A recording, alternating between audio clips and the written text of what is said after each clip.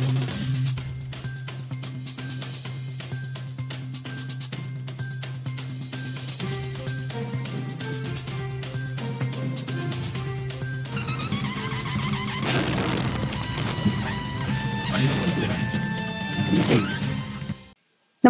आपण पाहता हिरकणी न्यूज.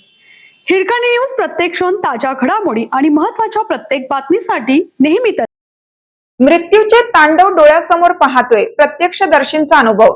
चीन नेपाळ सीमेवर अडकले राज्यातील 400 भाविक.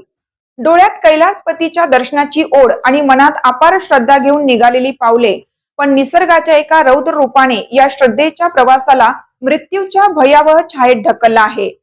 आम्ही मोठ्या श्रद्धेने निघालो होतो, पण मुसळधार पावसाच्या रौद्र रूपाने परतीची सारे मार्गच बंद झाले आहेत. देवदर्शनाला आलो होतो, पण आता मृत्यूचा थरार उघड्या डोळ्यांनी पाहतोय. हे थरकाप उडवणारे शब्द आहेत चीन नेपाळ सीमेवर अडकलेल्या महाराष्ट्रातील भाविकांचे. आता मायदेशी सुरक्षित कसे परतायचे हा एकच प्रश्न त्यांच्या समोर उभा आहे.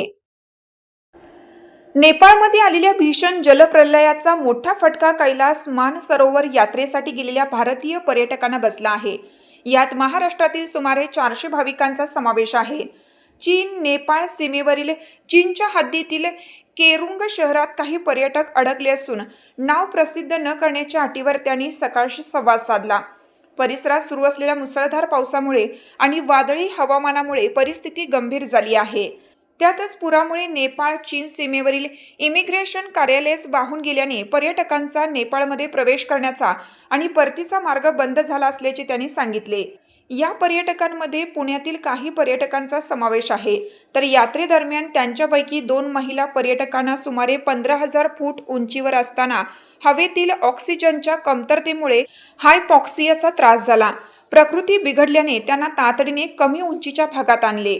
सध्या त्यांना नेपाळ चीन सीमेवरील एका हॉटेलमध्ये सुमारे 12,000 फूट उंचीवर उपचारासाठी हलवले असून त्यांची प्रकृती स्थिर असल्याची माहिती पर्यटकांनी दिली.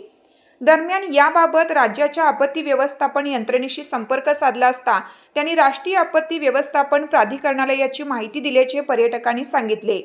मात्र पर्यटकांना सुरक्षित स्थळी हलवणे किंवा त्यांच्यासाठी बचावाची कोणती व्यवस्था करण्यात येणार याबाबत अद्याप स्पष्ट सूचना मिळालेल्या नाहीत.